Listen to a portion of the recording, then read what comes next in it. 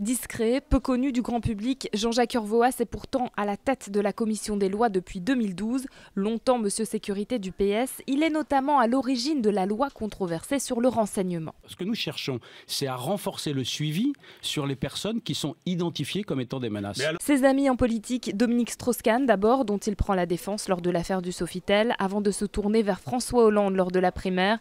Aujourd'hui, c'est un proche de Manuel Valls. Le gouvernement sait où il va. Le Premier ministre gouverne avec une main, on va dire, ferme. Et je crois que c'est ce que la France a besoin.